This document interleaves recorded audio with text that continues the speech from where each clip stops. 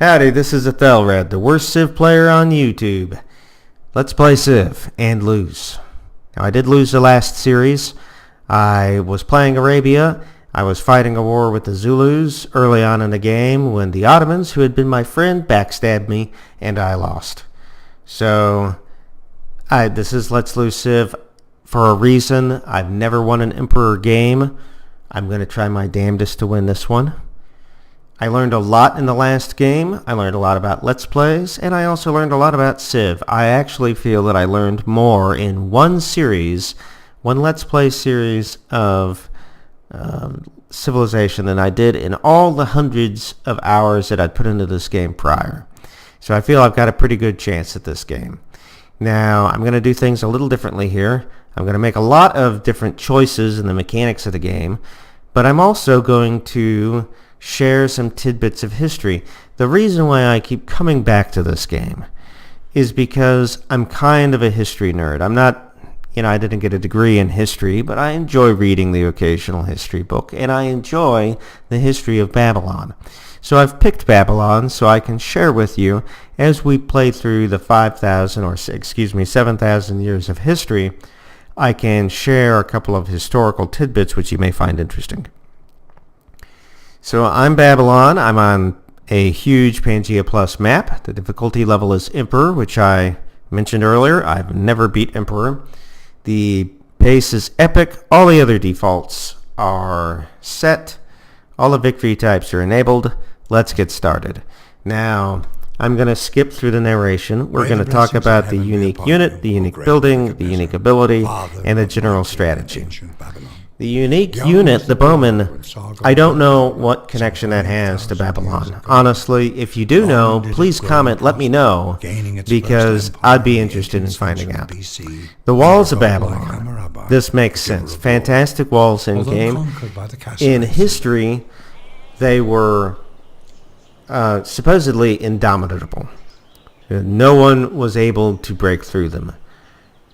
In fact, when the invader came that finally sacked Babylon, he was not able to get through the walls. Instead, because the Euphrates River ran through Babylon and therefore under the walls, the Babylonians had set steel bars into the underside of the walls. But they only went down to a certain depth of the river. They didn't go all the way to the riverbed. So what the invader did was he diverted the Euphrates River. And that in the low water, in the riverbed basically, he was able to just walk his troops under those bars and invade the city that way. So in that way you could say that the walls of Babylon never fell.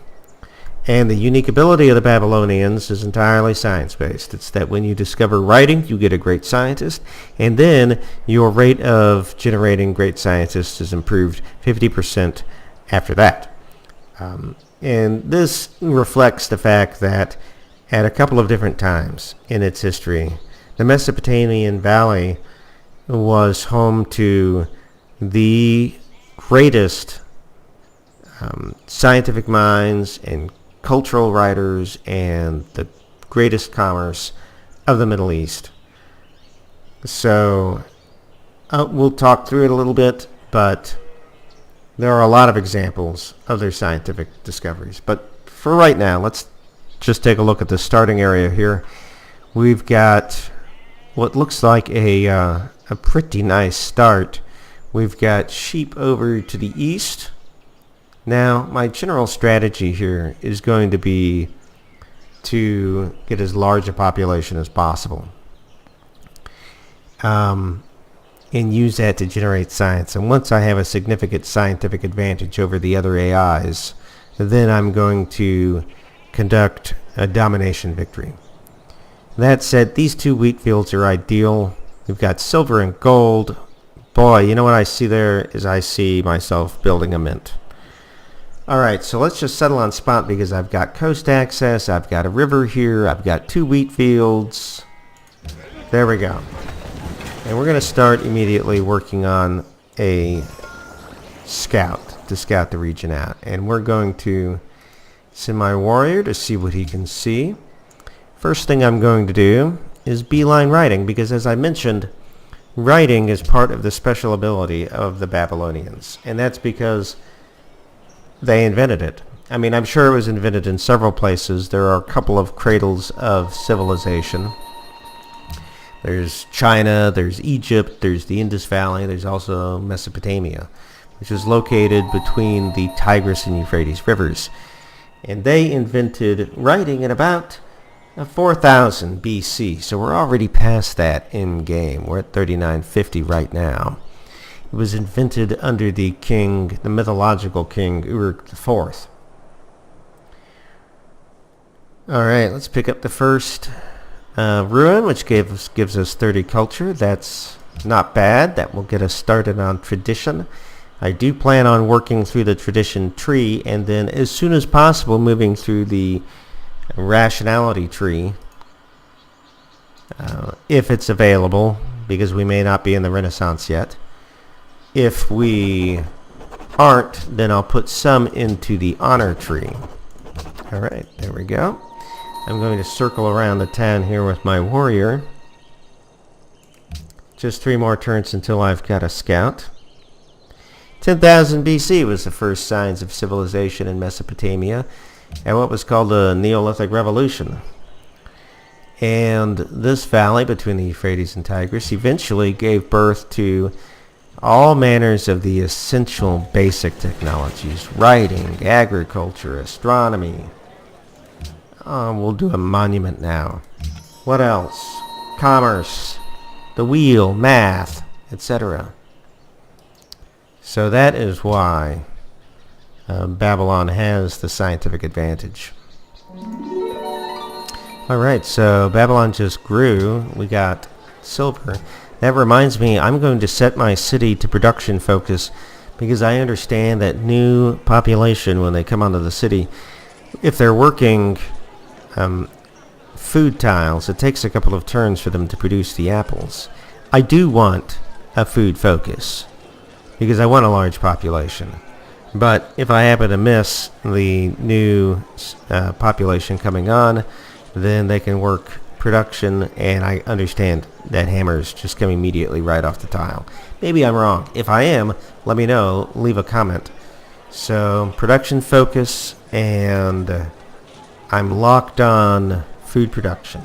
Very good. Building a monument, working on pottery, and exploring.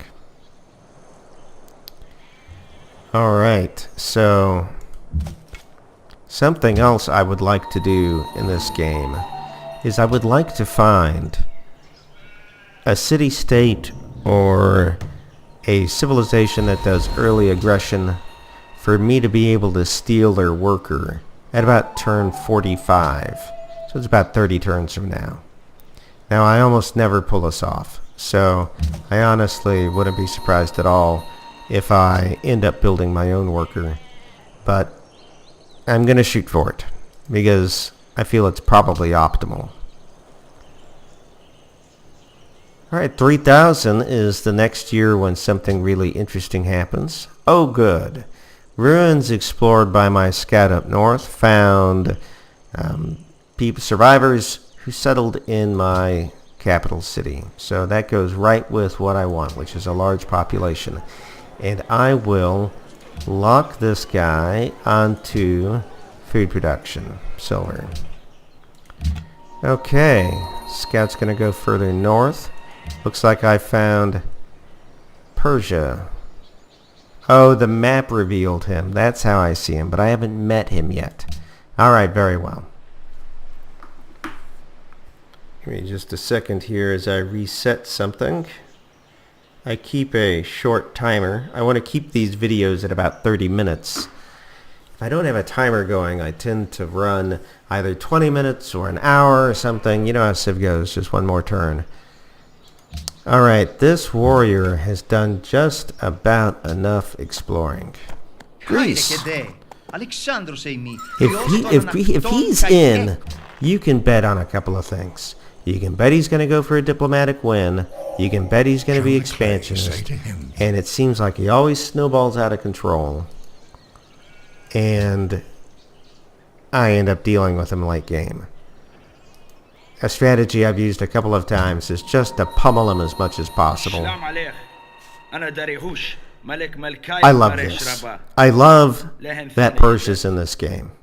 Because as you'll hear, as I go through, we tick through the years, there is a hate-hate relationship between Babylon and Persia. I love this. And Greece, too. I mean, Alexander the Great invaded Babylon, so this is just going to be beautiful. If I could have anybody else, I think it would be Ashurbanipal of Assyria. And that would just be... That would just tickle me pink. I really am kind of a history geek. Okay, these hills are just insufferable for my warrior to walk through. I'm going to pull them back now. Okay, I'm going to beeline for Landed Elite for the food. And I'm going to produce a shrine in the vague hope of being able to produce a, what do they call it? A pantheon. Especially a pantheon which takes advantage of the silver and gold. Look here, tundra tiles. This must be the north of the Pangaea. I guess I probably won't find anyone to the northwest, but I'll check it out. There may be some ruins up here. Yep, just coast. Very good. We'll come back now. Sweep into tundra a little bit. Again for the ruins. Borders of Babylon have grown. Nice. What did I pick up? Just a field. I'm really liking this map, and I'm thinking that my second city spot, oh man, it's going to be beautiful. It's going to be, let's see, 1, 2, 3, 4. Oh wait, 1, 2, 3, 4. Be nice to settle down here, although I think that's a little far. If I settle right here, which is a little close, I'll get a wheat field, some sheep, gold, hills, the river, and is that jungle? Yep, science. So that's a nice little pick-me-up. Alright. You didn't do very much, Mr. Warrior, but you did enough. Actually, you can do one more thing for me. Before I get my worker out, you can check out this foggy area up here. Alright. Working on writing.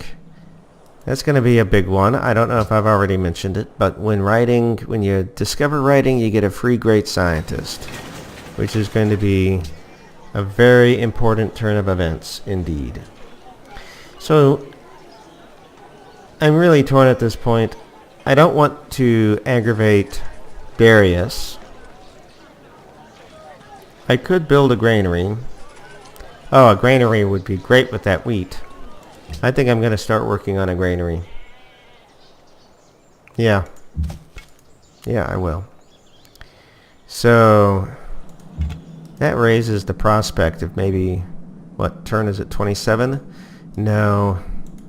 I'm not going to steal a worker from a civilization. If I find a city-state, that would be ideal. Otherwise, I'll just build one.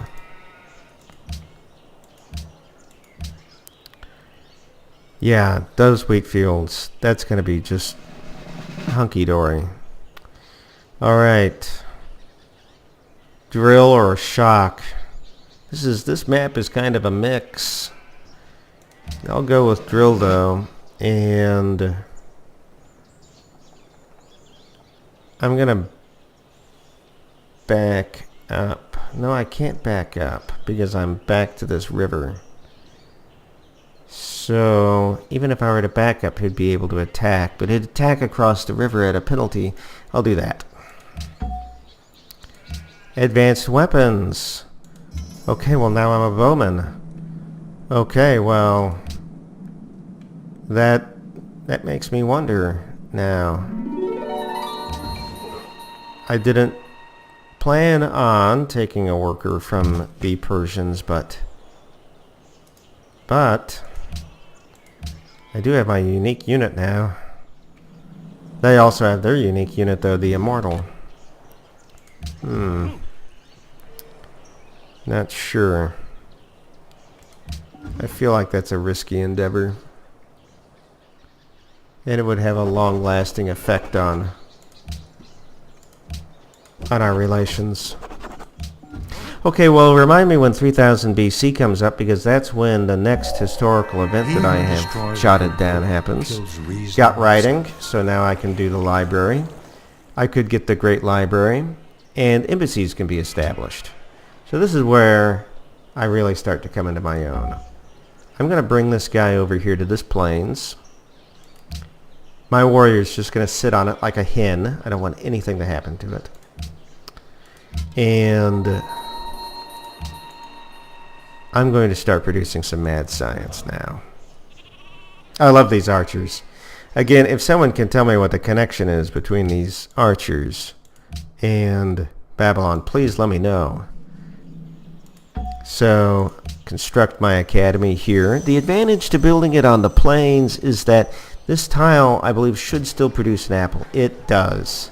So, I'll still be producing an apple, even though I'm getting all that science out of it. 8 science. Really, really nice. I'm going to lock you on there and on there. And I'm going to get the hammer out of this field. So, very nice. Very good. I could switch from the granary to the library, but I think I'm going to keep it on the granary because I'll immediately start getting a lot of hammer or a lot of apples off these wheat fields. So I'll just leave it right there. I do want the growth right now.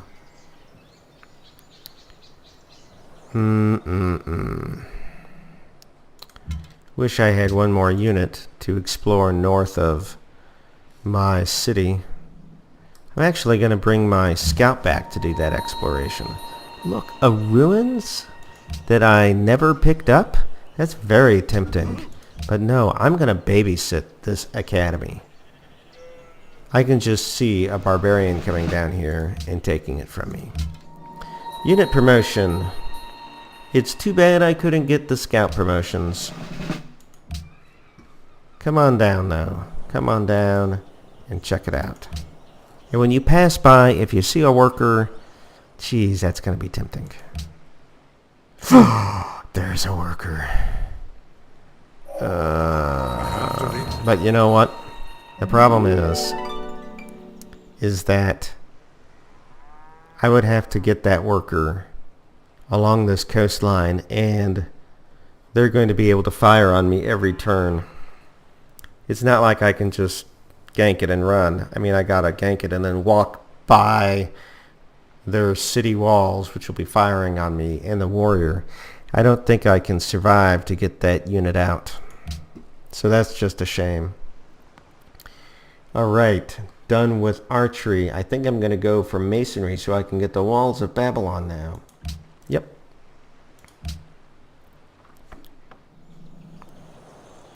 So, turn 40. I would love to be able to get a worker out, but I don't need the happiness. And it's still growing at 7 turns. And I'm getting lots of science. My production is not altogether horrible.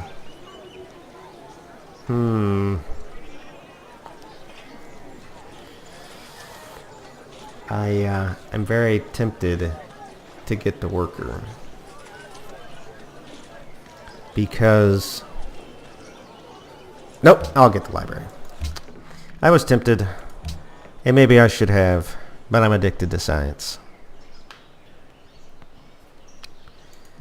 Alright, so I guess that was probably for the best. I'll leave the Persians alone. That'll probably come in handy later on in the game when I can just see myself thinking, oh, why did I attack the Persians? Now I've got this war I don't want to deal with. Yeah, well.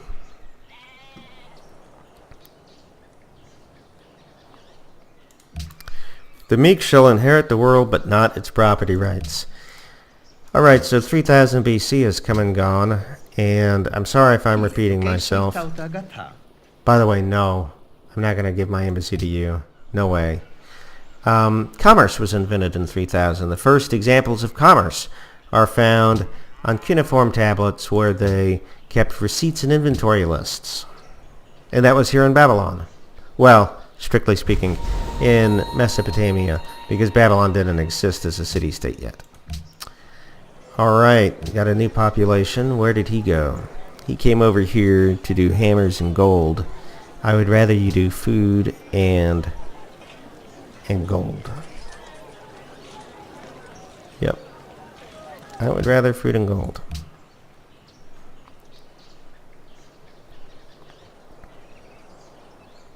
Boy, I don't know what the spawn rate is on these barbarians. At least I'll get a second promotion, though. This will be a really nice unit. I mean, it's got the ignores terrain cost promotion from having originally been a scout. And it's got 2 promotions from having cleared out all these barbarians. And it's a bowman, which is really nice. How happy. All right. Walls will be coming up soon. What's next after masonry? Let's find iron. That may influence the decision on where we put our next city.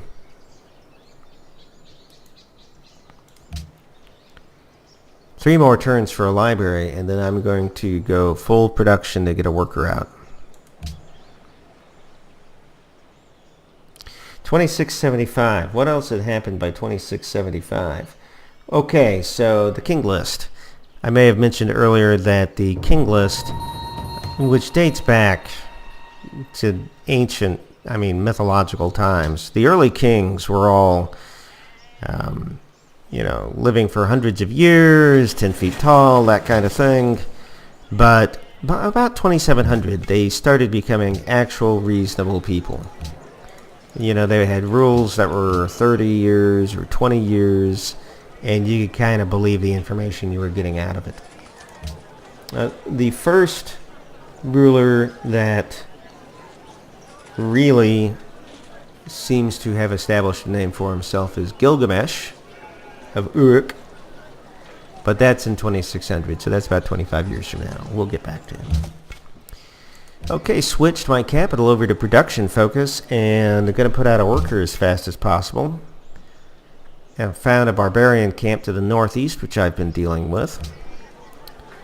I've got all of my citizens on production and on the academy. No, sir. Not sharing my location with anyone, especially you pesky Persians, which destroyed me far too many times in reality. I think this game's going really well, honestly. I'm really content with the way this is shaping up. The wheat fields around my capital and where I plan on my second city are just delightful. It really plays into my plans for a tall empire. With a spear 11 cubits long. Bronze working, so now I can build spearmen. I plan on it. A statue of Zeus would be nice. It would be a nice to have, but it's not necessary. And now I can chop down jungle. Not that I would. Okay, got another promotion. Gonna put it also in accuracy.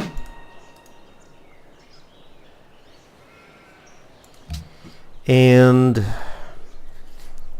I think I can go now for philosophy to get to National College. Yep. That'd be strange if I can build a National College still with just one city. It makes me think that maybe I'm running behind on things. I think I am running behind. Here's iron. Social policy, landed elite. About turn 60 is when I would like to be founding my second city, so...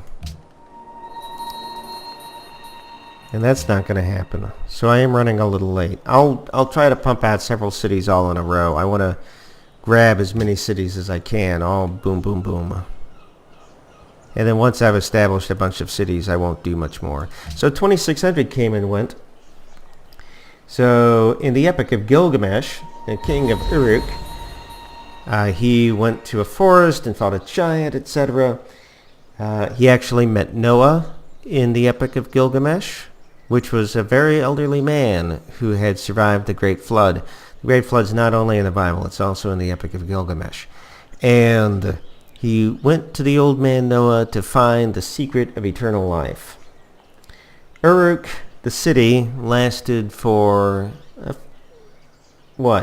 dozens of years, I think, until Ur took over its prominence in the Mesopotamian Valley. And archaeological digs there have discovered that Ur was very rich in precious metals and semi-precious stones. So they really worked the trade routes back in Mesopotamia. Ur was also a coastal city, so maybe that was its advantage. In 2500, Kish took over the Mesopotamian Valley. With their military and economic prowess, their rule lasted for hundreds of years.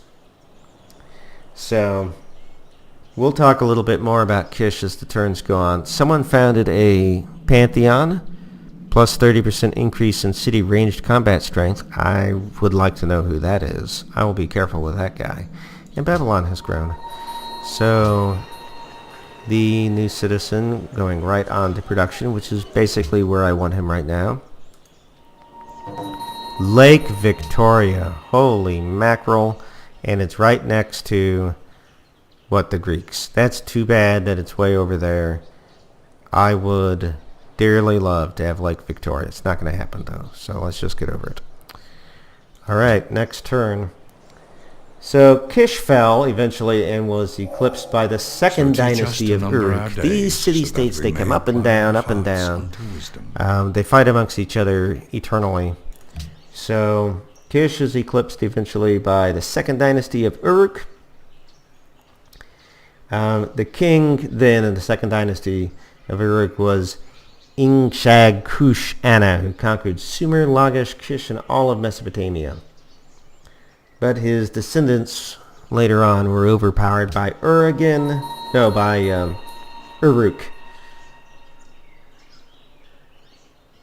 No. It was Ur. You see what I mean? I've got these notes. It talks about how all these city-states fight amongst one another. So it's Uruk, then Ur, then Kish, then Ur again. As they're all vying for power, all within a few dozens or hundreds of years of one another.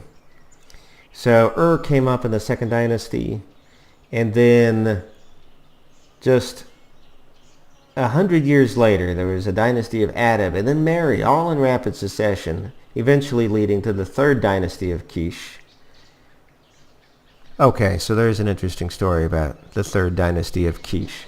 And then we go on to 2400, which we're already at. So the third dynasty, or second dynasty of Kish, had as one of its kings the only woman in the king list.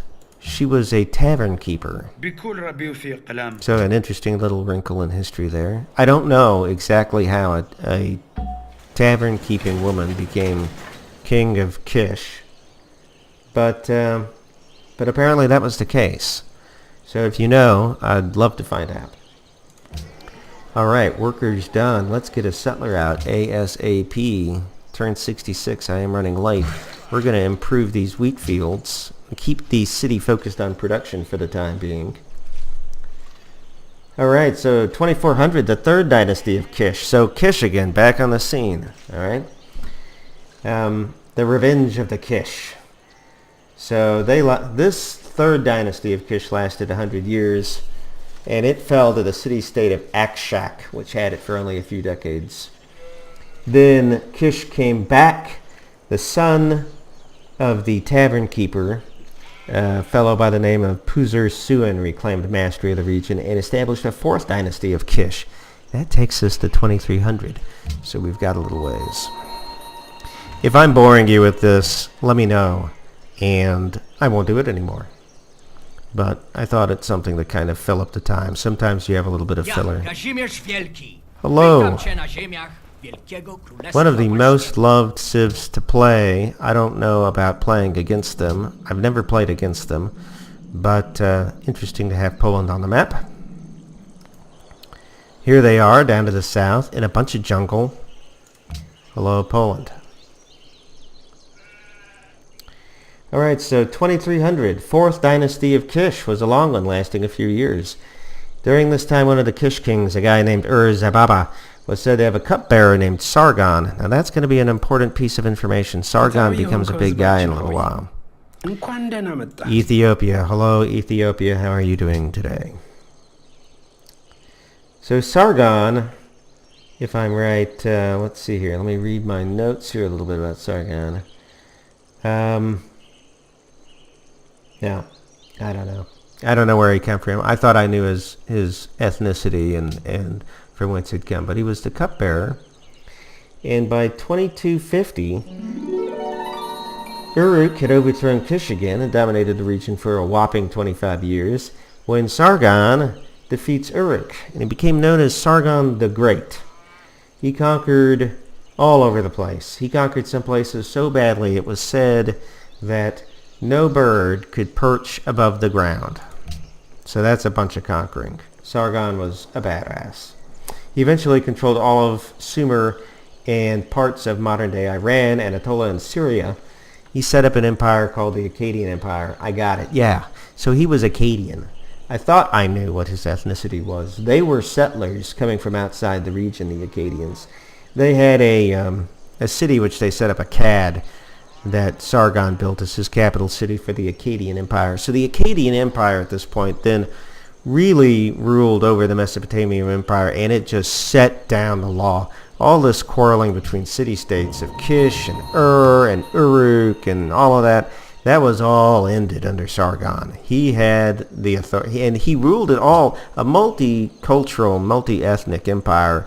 He ruled it all with aplomb. He gave deference to the religions of the other peoples and was really, my understanding, as good of a ruler as he was a conqueror. So we're going to, these here barbarians are going to cause some heartache for my scout to get by. All right, so be it. So, what year are we now? 21, 25? Oh, shoot. What is happening? No, I think that Sargon just rules all this time.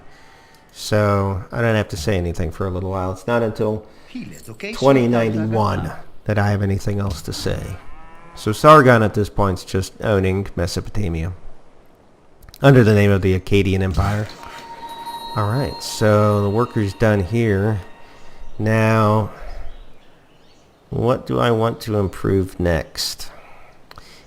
If I improve the sheep, I'll get a +1 food. Nope, I'm going to improve this because I got the granary. Yep, it's kind of a no-brainer. Settlers coming out 16 turns late. Like I said, that's non-optimal. But I've got an escort. So I should have the walls of Babylon up by about 140 or so. That's my goal there. It'd be nice to build another Bowman. 5 turns. I think I am going to build another Bowman. Oh good, I got past those barbarians. So 2075, I've gone past 2090. The Akkadian Empire, having lasted 200 years, fell to Ur-Ningal of Uruk, set up the 4th dynasty of Uruk, because really there's a limited number of city-states in Mesopotamia, so they just keep trading power. But Sargon was a badass. He's dead. He's gone. The Akkadian Empire has collapsed. Ur-Ningal destroyed the Akkadian Empire, but then didn't build a very good empire, and the 4th dynasty of Uruk lasted only a few years. Then in 2060, invaders came in, the Gaussians. The Gaussian Empire just screwed everything up for a couple of years. They didn't really build a civilization or an economy or culture. They just wrecked the place. And by 2055, the 5th dynasty of Uruk got rid of the Gaussians, but then lasted only 7 years. What's out here? Nothing. Got only a few minutes left in this episode. I'm really pleased with how it's going. Hello, Great Britain. Nice to meet you. Hi, 2047. The third dynasty of Ur started, and they picked up where the fifth dynasty of Uruk left off, trying to make something out of the place. And that takes us to 1940 BC, which is a little ways, so we'll just keep playing. All right, where am I going to settle this guy? I want to settle him next to the river, not on this wheat. I'm thinking right there. If I settle over here, I don't think I'm going to get the benefit of the river. If I do here, I do. Plains, river. Yeah, Plains Hill. Yeah, this is where I'm going to settle. Right here. So what city is this? Akkad!